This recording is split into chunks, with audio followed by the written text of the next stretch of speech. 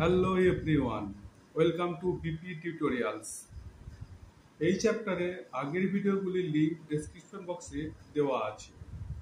তোমরা ভিডিওগুলি যদি না দেখে থাকো তাহলে অবশ্যই আজকের ভিডিওটি দেখার আগে আগের ভিডিওগুলি দেখে নিও, তাহলে তোমাদের এই অধ্যায় সম্পর্কে একটি স্পষ্ট ধারণা তৈরি হবে।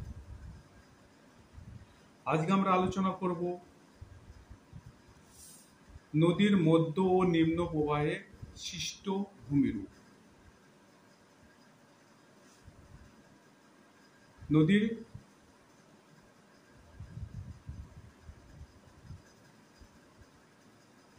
নদীর মধ্য ও নিম্ন প্রবাহে সৃষ্ট ভূমিরূপ।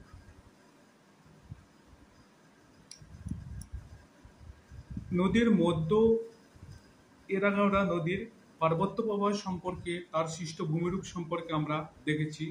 আজকে আমরা নদীর মধ্য ও নিম্ন প্রবাহে কি হয়, নিম্নক্ষয় তেমন ভাবে হয় না। পার্বত্য প্রবাহে কি হয়েছিল, নিম্নক্ষয় সবচেয়ে বেশি হয়েছিল। তার দ্বারা সৃষ্ট ভূমিরূপ কি কি সেগুলো আমরা দেখেছিলাম। এখন আমরা কি দেখব, নদীর মধ্য নিম্ন প্রবাহে কি কি ভূমিরূপ তৈরি হয়। কিন্তু মধ্য নিম্ন প্রবাহে নদীর নিম্নক্ষয় তেমন হয় না, এই অংশে পার্শ্বক্ষয় বেশি হয়। কি হয়, পার্শ্বক্ষয় বেশি হয়। এর ফলে নদী উপত্যকা চওড়া হয় এবং সঞ্চয় কার্যের প্রাধান্য দেখা যায়। এখানে কি হয়ে যায়, নদী উপত্যকা চওড়া হয়ে যাবে, আর কি হবে, সঞ্চয় কার্যের প্রাধান্য দেখা যাবে। অর্থাৎ নদী এখানে ক্ষয় কার্য কম করবে, সঞ্চয় কার্য বেশি করবে। আর ক্ষয় কার্য যেটুকু করবে সেটা নিম্ন ক্ষয় করবে না, করবে কি, পার্শ্ব ক্ষয়। এই প্রবাহের উল্লেখযোগ্য যেসব ভূমিরূপগুলো সৃষ্টি হয় সেগুলো পলল শঙ্কু ও পলল বেজনী, নদীবাঁক ও মিয়ান্ডার, অশ্বক্ষাকৃতি হ্রদ, নদীচর বা দ্বীপ, প্লাবনভূমি, স্বাভাবিক বাঁধ, খাড়ি এবং বদ্বীপ। কয়টি ভাগ? 8টি। 8 রকম কি তৈরি করে, ভূমিরূপ তৈরি করে। পলল শঙ্কু, পলল বেজনী, নদীবাঁক ও মিয়ান্ডার, অশ্বক্ষাকৃতি হ্রদ, নদীচর বা দ্বীপ, প্লাবনভূমি, স্বাভাবিক বাঁধ, খাড়ি এবং বদ্বীপ। এবং এবার আমরা প্রত্যেকটি ভূমিরূপ সম্পর্কে আলাদা আলাদাভাবে জেনে নেব। সবার আগে পলল শঙ্কু ও পলল বেজনী। নদীর পার্বত্য প্রবাহ, সমভূমি প্রবাহ ও কি প্রবাহ, সমভূমি প্রবাহের মিলনস্থলে পর্বতের পাদদেশে ভূমির ঢাল হঠাৎ করে হ্রাস পায়। কি হয়ে গেল, যখন নদীর পার্বত্য প্রবাহ শেষ হয়ে গেল আর সমভূমি প্রবাহ শুরু হলো, তার যেখানে মিলনস্থল সেইখানে কি হয়, পর্বতের পাদদেশে ভূমির ঢাল হঠাৎ করে কি হয়ে যায়, হ্রাস পেয়ে যায়, মানে কম হয়ে যায়। ফলে পার্বত্য প্রবাহে বাহিত নুড়ি, পাথর, বোল্ডার এই অধিকাংশই এইখানে শঙ্কুর আকারে সঞ্চিত হয়। শঙ্কুর আকার কেমন হয়, ত্রিকোণাকৃতি কিছুটা, তোমরা দেখেছো, আগেই জেনেছো। একে পলল শঙ্কু বলা হয়। পলল শঙ্কু পলির দ্বারা তৈরি শঙ্কুকৃতিকে কি বলা হয়, পলল শঙ্কু। পলল শঙ্কু প্রশস্ত মানে আরেকটু চওড়া হয়ে গেলে পরে তখন কি হয়, তখন তার উপর দিয়ে নদী একাধিক খাতে প্রবাহিত হয়। পলল শঙ্কুতে কি হবে, নদী পলল শঙ্কু দুই পাশ দিয়ে প্রবাহিত হবে। আর পলল বেজনীতে অনেকগুলি ভাগে বিভক্ত হয়ে প্রবাহিত হবে। তখন সেই ভূমিরূপটি হাত পাখার মতো অর্ধগোলাকার আকার ধারণ করে। একে পলল বেজনী। পলল মানে কি, পলি, বেজনী মানে কি, পাখা। কি পাখা, হাত পাখা। এই দেখো এবার যে পলল শঙ্কু, পার্বত্য প্রবাহে নদী প্রবাহিত হওয়ার পর হঠাৎ করে এখান থেকে সমভূমিতে প্রবাহিত হয়েছে। সমভূমিতে প্রবাহিত হওয়ার সাথে সাথে কি হয়েছে, এখান থেকে বাহিত নুড়ি, পলি, বোল্ডার যেগুলি, সেগুলি এখানে কি হয়েছে, শঙ্কুর আকারে জমা হয়েছে। এখানে কি কারণে শঙ্কুরাকৃতি জমা হয়েছে, হঠাৎ করে ভূমির ঢাল কম হয়ে গেছে। আর আগে কি ছিল, ভূমির ঢাল ছিল, সেখানে নদী কি তার প্রবাহ পথে যা কিছু এসেছে তাকে বয়ে নিয়ে এসেছে, কিন্তু এখানে আসার পরে সে তার গতি অনেকটাই হারিয়ে ফেলে, যে কারণে এখানে কি হয়, তার সে বাহিত পলি, নুড়ি, বোল্ডার এইখানে কি করে জমা করে। সেই জমা হওয়ার ফলে যখন শঙ্কুর আকৃতি ধারণ করে তখন তাকে কি বলা হয়, পলল শঙ্কু। একইভাবে দেখো এখানে পার্বত্য প্রবাহে বাহিত নুড়ি, বালি, পলি নিয়ে এসে কি করেছে, এইখানে জমা করেছে। জমা করার ফলে দেখো নদী অনেকগুলি শাখায় কি হয়েছে, বিভক্ত হয়ে কি হয়েছে, প্রবাহিত হয়েছে। কারণ কি, এখানে ভূমির ঢালের পার্থক্যের উপর নির্ভর করে এটা। যদি ভূমির ঢাল 15 ডিগ্রি, প্রায় 15 ডিগ্রির মতো হয়, তাহলে কি হবে, পলল শঙ্কু তৈরি হবে। আর যদি 1 থেকে 15 ডিগ্রির মাঝে যদি ভূমির ঢাল থাকে সমভূমিতে, তাহলে কি হবে, পলল বেজনী তৈরি হবে। পলল বেজনী দেখো এর মাথার দিকটা কি হয়েছে, অর্ধগোলাকার, প্রায় আমরা যেটা হাত পাখা, তাল পাতার দিয়ে তৈরি বা প্লাস্টিকের হাত পাখা যেগুলো হয়, কিছুটা দেখো তার মতো আকৃতি ধারণ করেছে, যে কারণে একে কি বলা হয়, পলল বেজনী। পলল শঙ্কু পলল বেজনীর পার্থক্য আমরা এখান থেকেই পেয়ে গেছি। সবার আগে কি লিখবো আমরা, পলল শঙ্কু পলল বেজনীর সংজ্ঞা লিখে দেব। উপাদান, এখানে একটু দেখার বিষয় আছে যে পলল শঙ্কু যেখানে তৈরি হয় সেখানটাতে নুড়ি, পাথর, বোল্ডার বড় আকারে দেখতে পাওয়া যায়, কিন্তু পলল বেজনী যেখানে হয় সেখানটায় কি, নুড়ি, বালি, পাথর যেগুলো হয় ছোট আকারে নুড়ি দেখতে পাওয়া যায়, পলি বালির পরিমাণ বেশি দেখতে পাওয়া যায়। ভূমির ঢাল, পলল শঙ্কু যেখানে তৈরি হবে সেখানটায় সমভূমিতে হঠাৎ করে ভূমির ঢাল কত ডিগ্রি, প্রায় কত ডিগ্রি পর্যন্ত হয়, 15 ডিগ্রি। আর পলল বেজনী যেখানে তৈরি হবে সেখানে 1 থেকে 15 ডিগ্রি মাঝখানে ভূমির ঢাল হবে। নদীর ভূমিকা, এইখানে বলছে নদীর ভূমিকা কেমন হবে, পলল শঙ্কর পলল বেজনীর মাঝখানে নদীর ভূমিকা। নদীর ভূমিকা, পলল শঙ্কুতে কি হবে, পলল শঙ্কুর দুই পাশ দিয়ে নদী প্রবাহিত হবে।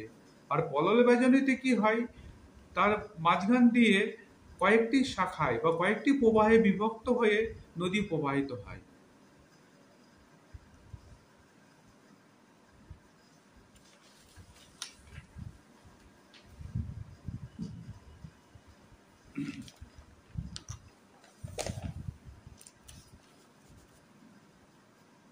দ্বিতীয় ভূমিরূপটি নদী বাঁক বা মিয়ান্ডার।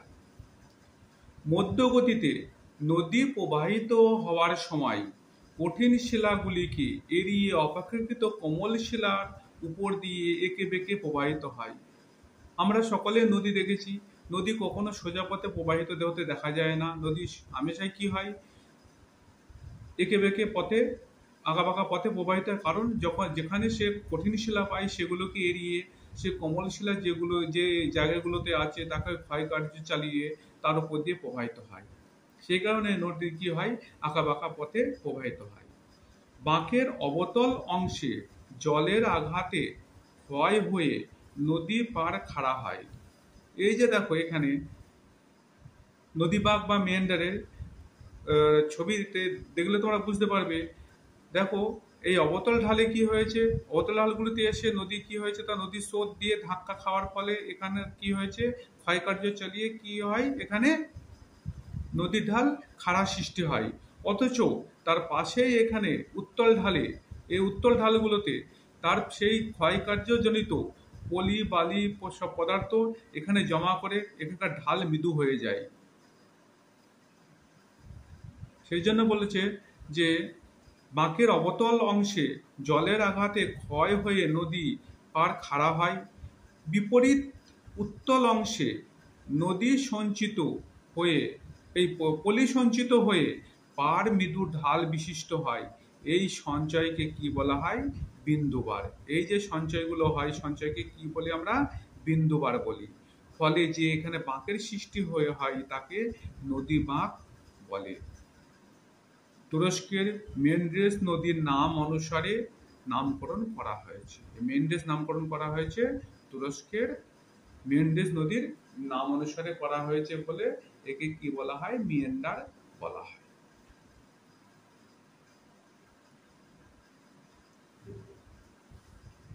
একইভাবে অশ্বক্ষুতি হ্রদ, মধ্য নিম্ন প্রবাহে নদী আঁকা বাঁকা পথে প্রবাহিত হয়। আমরা সকলেই এর আগে যে আলোচনা করলাম, মধ্য নিম্ন প্রবাহে নদী আঁকা বাঁকা পথে প্রবাহিত হয়। তখন অবতল ঢালে পার্শ্বক্ষয় এবং উত্তল ঢালে সঞ্চয় বেশি হয়, একটু আগে আলোচনা করলাম। এইভাবে ক্রমাগত ক্ষয় ও সঞ্চয়ের ফলে নদী বাঁকের গ্রীবা অংশটি, গ্রীবা মানে গলা অংশটি ক্রমাগত সংকীর্ণ হতে হতে মূল নদী থেকে বিচ্ছিন্ন হয়ে যায় এবং নদী সোজা পথে চলতে শুরু করে। এই বিচ্ছিন্ন অংশটি হ্রদ আকার ধারণ করে এবং আকৃতিগতভাবে ঘোড়ার খুরের মতো মনে হয় বলে একে অশ্বপ্রকৃতি হ্রদ বলে। উদাহরণ মুর্শিদাবাদের মতিঝিল। অশ্বপ্রকৃতি হ্রদ বলা হয় কেন? কারণ জানতে পারলাম অশ্ব মানে কি ঘোড়া, খুর মানে কি ঘোড়ার পায়ের যে খুর তার আকৃতি মতো হয় বলে, দেখতে হয় বলে একে কি বলা হয়? অশ্বপ্রকৃতি হ্রদ বলা হয়। নদীর মধ্য ও নিম্ন প্রবাহে এই যে নদীটি সামান্য বাঁকা ছিল, পরে যখন নদী যখন প্রবাহিত হয়, এই যে নদী পথে প্রবাহিত হওয়ার সময় নদী কি করছে, তার এইখানটাতে কি করছে, এসে ধাক্কা দিচ্ছে এই জায়গাটায় জল, আবার এই জল এসে আবার নদীর এই যে জায়গাটাতে কি করে, এই বাঁকে ধাক্কা দেয়। এখান থেকে প্রবাহিত হওয়ার সময় নদী এইভাবে ক্ষয়কার্য চালিয়ে আবার গিয়ে এইখানে কি করে ধাক্কা দেয়। এই যে ক্রমাগত নদীর আঘাতের ফলে কি হয়, এই পাড়গুলো কি হয়, ক্ষয়কার্য চলে, আর তার পলি কোথায় হয়, এইখানে জমা হতে থাকে। ঠিক একইভাবে ক্ষয়কার্য চলতে চলতে যখন এদিকে ক্ষয়কার্য চলবে, এখানে পলি জমা হবে, আবার এইখানে গিয়ে ক্ষয়কার্য হবে, একদিনকে এই ক্ষয়কার্যটা আস্তে আস্তে আস্তে আস্তে আস্তে আস্তে এরকম জায়গায় পৌঁছে যাবে, এদিকেরটা কিরকম হবে, এরকম জায়গায় পৌঁছে যাবে। তার ফলে পরবর্তী নদী কি হবে, দেখো এক সমতল ইয়েতে আকার ধারণ করে প্রবাহিত হতে থাকবে, আর এই অংশটা নদীর কি হবে, আলাদা হয়ে থেকে যাবে। তাকে সেটা দেখতে কিসের মতো হয়, ঘোড়ার খুরের মতো দেখতে হয় বলে একে কি বলা হয়, অশ্বক্ষুতি। আর এটা হ্রদ আকার ধারণ করে, এই জন্য নাম কি, অশ্বক্ষুতি হ্রদ। এটা কোথায় দেখতে পাই, আমাদের পশ্চিমবঙ্গের মুর্শিদাবাদের মতিঝিল এর উদাহরণ। নদীচর বা দ্বীপ, নদীর বুকে পলি সঞ্চয়ের ফলে যে বিভিন্ন আকৃতির উঁচু ভূমিরূপ সৃষ্টি করে তাকে নদীচর বলা হয়। নদীর মাঝখানে যদি পলি সঞ্চিত হয়ে উঁচু অংশে, একটু সামান্য উঁচু অংশ, জলের তুলনায় যে উঁচু অংশ দেখা যায়, তাকে কি বলবো, নদীচর বলবো। নদীচর সচরাচর গ্রীষ্মকালে দেখা যায়, আর বর্ষাকালে নদীর জলের তলায় চলে যায়। নদীচরের আরো বেশি পলি সঞ্চিত হয়ে উঁচু হয়ে গেলে তাকে নদীর দ্বীপ বলে। ব্রহ্মপুত্র নদীর উপর আসামে স্থিত মাজুলি এশিয়া তথা ভারতের সবচেয়ে বড় নদী দ্বীপ।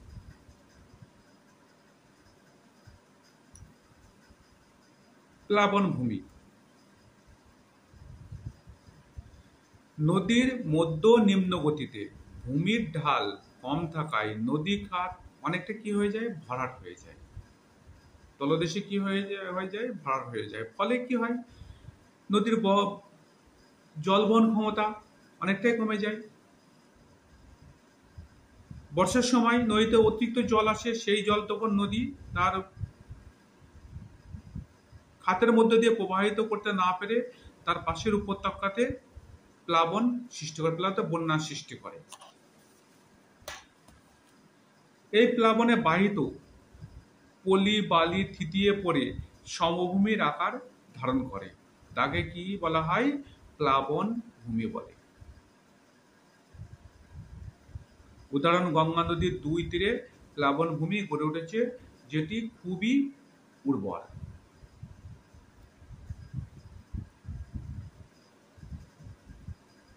এবার দেখো প্লাবন ভূমি, এই নদী যে বয়ে চলেছে তার দুই পাশে যে অংশ, এই অংশে কি হয়, বর্ষাকালে অতিরিক্ত জল যখন আসে নদীতে, নদীর খাদ দিয়ে প্রবাহিত হতে পারে না, তার দুই পাশে এলাকাতে ছড়িয়ে পড়ে, একে কি বলা হয়, এই দুই এলাকাকে নদীর প্লাবন ভূমি।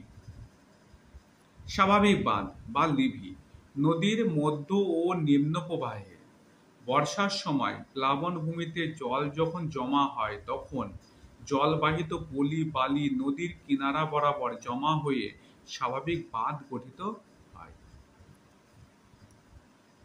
বর্ষাকালে যে একটু আগে আলোচনা করলাম, প্লাবনভূমি যখন নদীতে যখন প্লাবিত হয়ে যায় দুই উপত্যকা দুই পারে, তখন নদীর যে বাহিত পলি বালি নুড়ি এগুলো কি হয়, নদীর দুই পাশে জমা হয়। জমা হওয়ার ফলে ধীরে ধীরে ধীরে ধীরে এটা কিছুটা বাঁধের মতো আকার ধারণ করে। একে বলা হয় স্বাভাবিক বাঁধ। স্বাভাবিক বাঁধ বলা হয়েছে কারণ স্বাভাবিকভাবে তৈরি হয়েছে আপনা আপনি, এই জন্য একে কি বলা হয়, স্বাভাবিক বাঁধ। খাড়ি, নদী যেখানে মোহনার নিকট সাগর বা মহাসাগরে মেশে। নদী যখন কোথায় তার মোহনার নিকটে সাগর বা মহাসাগরে মেশে সেখানে ফানেল আকৃতি চওড়া নদী মোহনা সৃষ্টি করে। ফানেল আকৃতি কাকে বলা হয়, কিছুটা এইরকম হবে।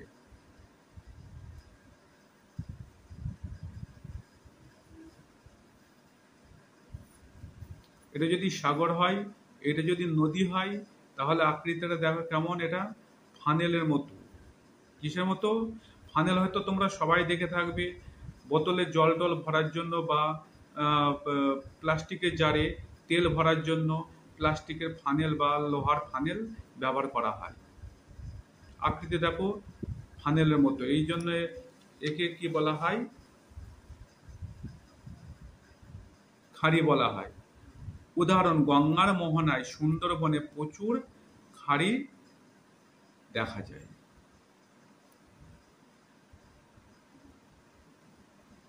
বদ্বীপ, নদীর মোহনায় তার গতিবেগ কমে গেলে, অর্থাৎ নদীর মিলনস্থলে সাগরের সাথে বা হ্রদের সাথে যেখানে তার মিলিত হয়, তার মিলনস্থলে তার গতিবেগ একেবারেই কম হয়ে যায়।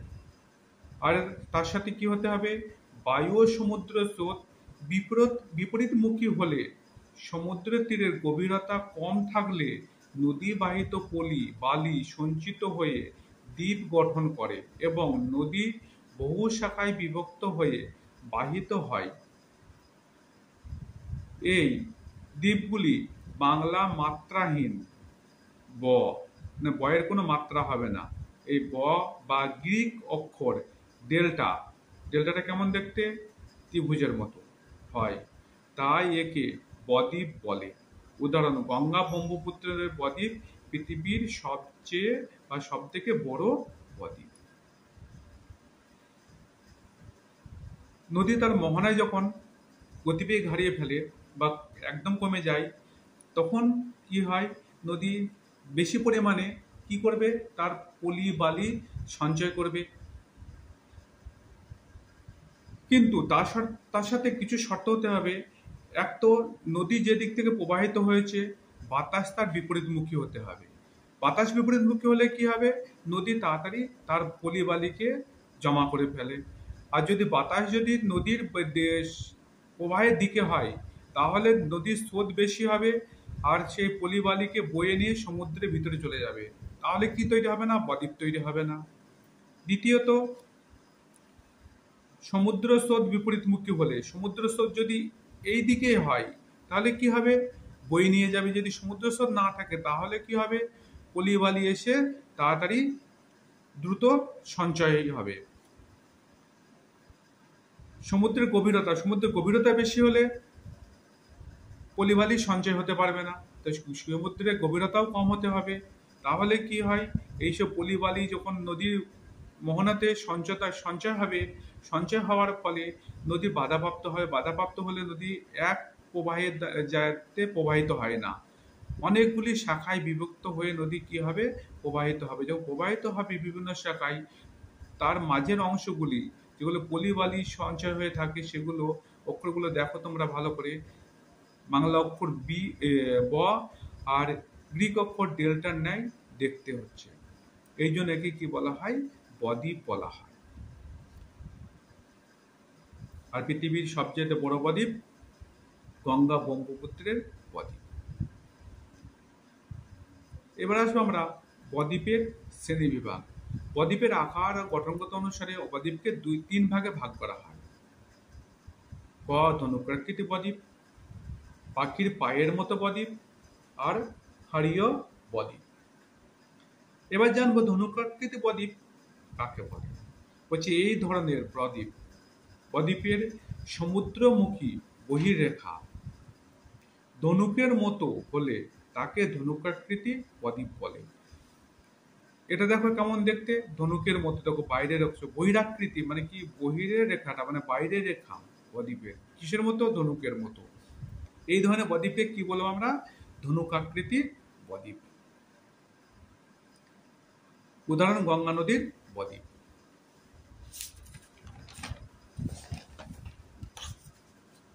পাখির পায়ের মতো বদ্বীপ, মূল নদীটি বহু শাখায় বিভক্ত হয়ে পাখির পায়ের আঙুলের মতো দীর্ঘ ও সংকীর্ণ হয়ে সমুদ্রের দিকে এগিয়ে চলে এবং সঞ্চয় কাজ চালিয়ে এই ধরনের বদ্বীপ গড়ে তোলে। আমরা সকলে পাখির পা দেখেছি, সে পাখির পা যেরকম হয় ওই রকম ভাবে লম্বা আকারে সমুদ্রের ভিতর পর্যন্ত নদী প্রবাহিত হয়ে বিভিন্ন শাখায় বিভক্ত হয়ে কি হবে, পলি সঞ্চয় করবে আর আকারগুলো বদ্বীপের ন্যায় হবে। সেই জন্য ওকে কি বলা হয়, পাখির পায়ের ন্যায় বদ্বীপ। উদাহরণ মিসিসিপি মিশরি বদ্বীপ। ক্ষারীয় বদ্বীপ, একটু আগে খাড়ি কাকে বলে জেনেছিলাম আমরা, সে ফানেল আকৃতি মোহনাকে খাড়ি বলে। আর ওই খাড়ির মধ্যে যদি বদ্বীপ সৃষ্টি হয় তাহলে তাকে কি বলা হবে, ক্ষারীয় বদ্বীপ। উদাহরণ ম্যাকেঞ্জি ওব নদীর বদ্বীপ, ক্ষারীয় বদ্বীপ।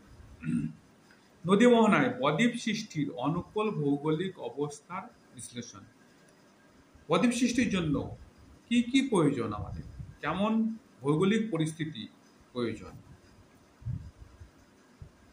বৃহৎ নদী অববাহিকা, অর্থাৎ নদী যে এলাকা দিয়ে বয়ে এসেছে তার উপনদী, মূল নদী, যতটা বিস্তৃত এলাকা হবে, যত বেশি এলাকা হবে, বৃহৎ এলাকা হবে, তাহলে তাতে কি হবে, পলির পরিমাণ প্রচুর হবে আর সে পলি বয়ে আনতে পারবে।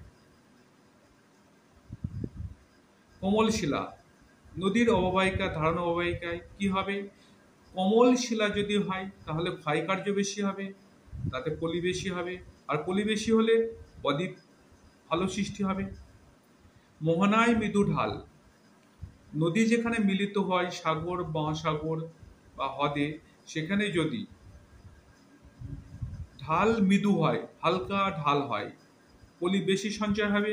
আর যদি খাড়া ঢাল হয় তাহলে পলি সঞ্চয় হতে পারবে না। যেমন পশ্চিম বাহিনী নদীগুলো ভারতের আরব সাগরে খাড়া ঢাল হওয়ার কারণে কোনো বদ্বীপ সৃষ্টি হয়নি। শান্ত সমুদ্র, মোহনার কাছে সমুদ্র স্রোতে জোয়ার ভাটার প্রকোপ কম হবে, কম হলে পরে পলি সঞ্চয় ভালো হবে, বদ্বীপ সৃষ্টি ভালো হবে। যদি সমুদ্র স্রোতের প্রকোপ থাকে তাহলে পলি এসে পড়ার সাথে সাথে তাকে বয়ে গভীর সমুদ্রে নিয়ে চলে যাবে, সেখানে বদ্বীপের সৃষ্টি হবে না। বিপরীতমুখী স্রোত ও বায়ু প্রবাহ, একটু আগে বলেছিলাম, আমরা আলোচনা করলাম যে সমুদ্র স্রোত আর বায়ু প্রবাহ যদি নদী প্রবাহের বিপরীতমুখী হয় তাহলে পলি ও বালি তাড়াতাড়ি জমা হবে এবং বদ্বীপের সৃষ্টি করবে। সমুদ্র জলে লবণতা, যদি লবণতা বেশি হয় তাহলে জলের কি হবে, ঘনত্ব বেশি হবে, আর ঘনত্ব বেশি হলে পলি বালি যে নুড়ি বাহিত হয়ে আসে সেগুলি বেশি দূর পর্যন্ত ছড়িয়ে পড়তে পারবে না, তাড়াতাড়ি নদীর মোহনাতে জমা হয়ে বদ্বীপ সৃষ্টি করবে। গঙ্গা, পদ্মা, মেঘনার বদ্বীপে সক্রিয় অংশের যেমন সুন্দরবন অঞ্চল উপরে বিশ্বব্যাপী জলবায়ু পরিবর্তনের প্রভাব। আজ যে আমাদের বিশ্বব্যাপী জলবায়ু যে অনবরত পরিবর্তন হয়ে চলেছে, সেই জলবায়ু পরিবর্তনের ফলে এখানে কেমন প্রভাব পড়ছে সেই সম্পর্কে একটু আমরা আলোচনা করব। ভারতের কোথায়, পশ্চিমবঙ্গ অংশ ও বাংলাদেশের বঙ্গোপসাগরে উপকূলে পৃথিবীর বৃহত্তম ম্যানগ্রোভ অরণ্য সুন্দরবন গড়ে উঠেছে। এর 40% ভারতের অংশ এবং 60% বাংলাদেশের অংশ। বিশ্বব্যাপী জলবায়ু পরিবর্তনের ফলে এই বদ্বীপ অঞ্চল বর্তমানে গভীর সংকটে রয়েছে। মূলত বিশ্বব্যাপী জলবায়ু পরিবর্তনের মূলত প্রধান কারণ কি? বিশ্ব উষ্ণায়ন। জলবায়ু পরিবর্তন। বিশ্বব্যাপী উষ্ণায়নের প্রভাবে সমুদ্র জলের উষ্ণতা বৃদ্ধির হার 0.06 ডিগ্রি সেলসিয়াস প্রতি দশক, মানে প্রতি 10 বছরে কত ডিগ্রি হিসাবে? 0.06 ডিগ্রি সেলসিয়াস হিসাবে বৃদ্ধি পাচ্ছে। ফলে এই অঞ্চলে জলবায়ু ও পরিবেশের উপর অনবরত প্রভাব পড়ছে। জলতলের উচ্চতা বৃদ্ধি। বিশ্ব উষ্ণায়নের ফলে অনবরত হিমবাহ গলে যাচ্ছে, সেই গলে যাওয়ার ফলে জলতলের বৃদ্ধি হচ্ছে। ওয়ার্ল্ড ব্যাংকের রিপোর্ট অনুযায়ী প্রতি বছর 3 থেকে 4 মিলিমিটার করে সমুদ্র জলের উচ্চতা বাড়ছে এবং বিভিন্ন দ্বীপ সমুদ্রের জলের তলায় হারিয়ে যাচ্ছে। ঘূর্ণিবাতের প্রাদুর্ভাব। জলের উষ্ণতা বৃদ্ধির কারণে সৃষ্ট নিম্নচাপের ফলে জলের উষ্ণতা বৃদ্ধি পাচ্ছে। উষ্ণতা বৃদ্ধি পেলে নিম্নচাপের সৃষ্টি হয়, তোমরা সকলেই জানো। নিম্নচাপের সৃষ্টি হলে ঘূর্ণিবাত হবে। বর্তমানে ঘূর্ণিবাতের সংখ্যা ও তীব্রতা দিনে দিনে কি হয়ে চলেছে? বেড়েই চলেছে। আজকাল আমরা দেখেছি যে ঘূর্ণিবাতের সংখ্যা সামান্য ছিল, বছরে কোনো বছর আসতো, কোনো বছর ঘূর্ণিবাত দেখাই যেত না, কিন্তু বর্তমানে প্রতি বছর একটা দুটি ঘূর্ণিবাত এসেই থাকে, ঘূর্ণিঝড়, যেমন আমফান, আয়লা, হুদুদ ইত্যাদি। বনভূমি ধ্বংস। জলস্তরের উচ্চতা বৃদ্ধি পাচ্ছে ঘূর্ণিবাতের কারণে। জলস্তরের যখন উচ্চতা বৃদ্ধি পাচ্ছে, জল কোথায় পৌঁছে যাচ্ছে? সমুদ্র থেকে সুন্দরবনের ভিতরে পৌঁছে যাচ্ছে। সুন্দরবনের ভিতরে পৌঁছে যাওয়ার জন্য গাছ প্রচুর পরিমাণে মারা যাচ্ছে। তার সাথে সাথে ঘূর্ণিবাতের ফলে প্রচুর পরিমাণে গাছ ভেঙে নষ্ট হচ্ছে। এর ফলে বহু জীববৈচিত্র্য আজ বিলুপ্তির পথে। লবণতা বৃদ্ধি। ঘূর্ণিঝড়ের ফলে নোনা জল চাষের জমিতে প্রবেশ করছে, কৃষিকাজে ক্ষতি হচ্ছে। যখন ঘূর্ণিবাত হয় বা ঘূর্ণিঝড় হয়, তখন জলের উচ্ছ্বাস হয়। সেই উচ্ছ্বাস হওয়ার ফলে জল আশেপাশে এলাকাতে কৃষি যে জমি আছে সেই জমির ভিতরে কি করে যায়? প্রবেশ করে যায়। প্রবেশ করার ফলে যে চাষের জমির তার লবণতা বাড়িয়ে দেয়। লবণতা বাড়ার ফলে তার উর্বরতা কমে যায় এবং চাষাবাদে প্রচুর পরিমাণে ক্ষতি হয়। পরিবেশগত উদ্বাস্তু। প্রবল ঘূর্ণিবাত, অর্থাৎ প্রতি বছর প্রচুর পরিমাণে ঘূর্ণিবাত হচ্ছে। জলোচ্ছ্বাস, তার সাথে সাথে এই দ্বীপগুলি আস্তে আস্তে জলের তলায় তলিয়ে যাচ্ছে। এই কারণে সেই সব এলাকার মানুষ, সুন্দরবন এলাকার মানুষ, সুন্দরবন বা ওই দ্বীপগুলি ছেড়ে অন্য জায়গায় স্থানান্তরিত হচ্ছে আজ। যেমন আমাদের বাংলাদেশ সংলগ্ন এবং পশ্চিমবঙ্গের সুন্দরবন সংলগ্ন এলাকায় কিছু দ্বীপ, যেগুলি আজ কিছু তো বিলুপ্তির পথে, কিছু বিলুপ্তি হয়ে গেছে, যেমন লোহাচড়া, নিউমুর, ঘোড়ামারা প্রভৃতি দ্বীপ।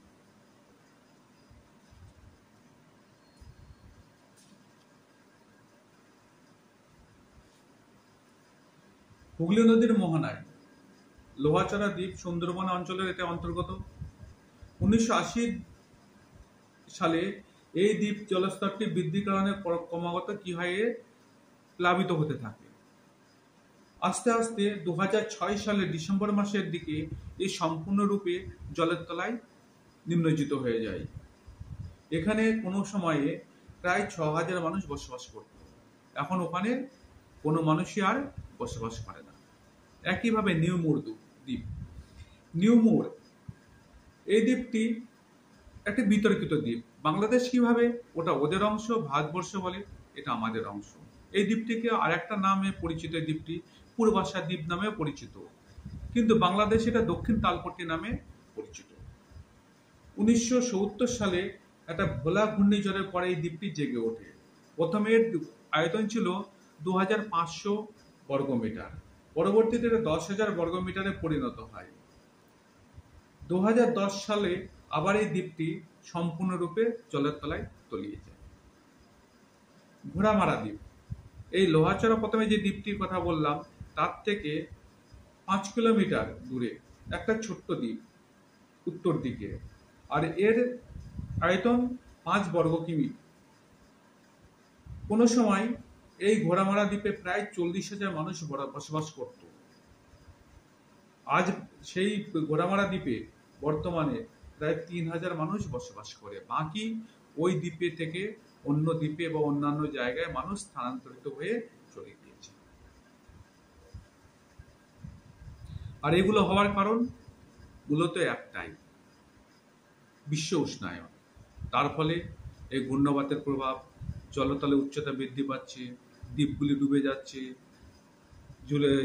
জলে লবণ জল চাষি জমিতে প্রবেশ করছে, চাষাবাদ হচ্ছে না, তার ফলে মানুষের খাদ্য সংস্থানের সমস্যা হচ্ছে, যে কারণে মানুষ এসব এলাকাগুলো ছেড়ে দিয়ে চলে যাচ্ছে।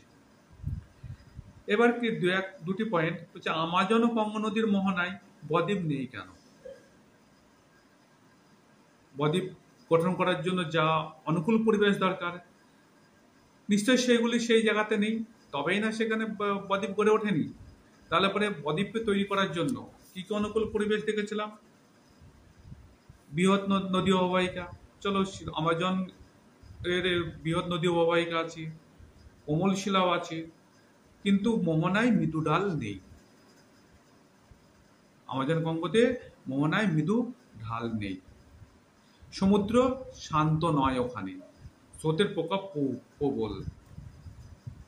বিপরীতমুখী স্রোত বা বায়ু প্রবাহ ওখানে নেই। সমুদ্র প্রবাহের দিকে স্রোত আর বায়ু প্রবাহ, এইসব কারণে এখানে কি গড়ে ওঠেনি? বদ্বীপ গড়ে ওঠেনি। একইভাবে ভারতের পশ্চিম বাহিনী নদীগুলিতে বদ্বীপ গড়ে ওঠেনি। তার কারণ পশ্চিম বাহিনী নদীগুলি বেশিরভাগ মালভূমির উপর দিয়ে প্রবাহিত হয়েছে, যেখানে ক্ষয়কার্য কম আর পলিশ পরিমাণ কম। দ্বিতীয়ত, আরব সাগরে গিয়ে পতিত হয়েছে। আরব সাগরে উপকূল গভীরতা বেশি, যে কারণে এখানে পলি জমা হতে পারে না। সমুদ্র স্রোতের প্রকোপ প্রচুর। এইসব কারণের জন্য ভারতের পশ্চিম বাহিনী নদীগুলিতে বদ্বীপ গড়ে ওঠেনি। তাহলে আজ আমরা কি কি আলোচনা করলাম?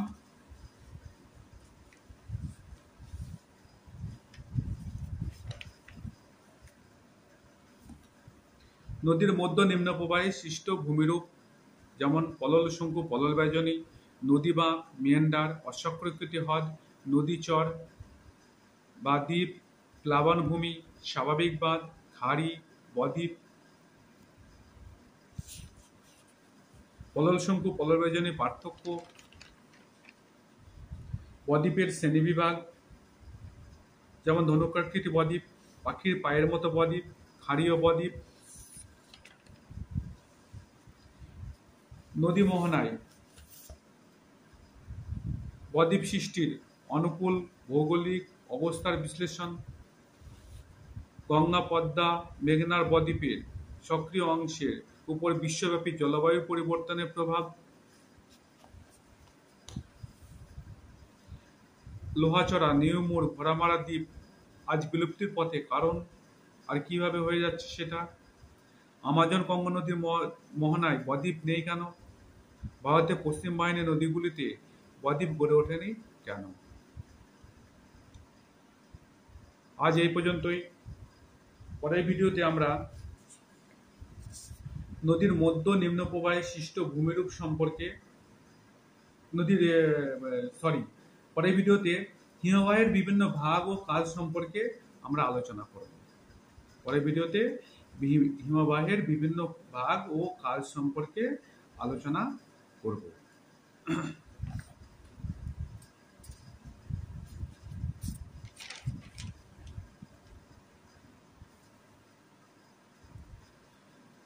ভিডিওটি এবং পড়ানো তোমাদের ভালো লাগলে লাইক আর শেয়ার করো। তোমরা যদি চ্যানেল নতুন হয়ে থাকো তা এরকম কন্টেন্ট পেতে চাও তাহলে অবশ্যই সাবস্ক্রাইব করবে এবং বেল আইকনটি প্রেস করবে। বেল আইকনটি প্রেস করলে প্রত্যেকটা ভিডিও তোমরা পেয়ে যাবে। তার সাথে চ্যানেলের ডেসক্রিপশন বক্সে লিঙ্ক দেওয়া আছে, সেখানে গেলে প্রত্যেকটি ভিডিও পেয়ে যাবে। Thank you everyone.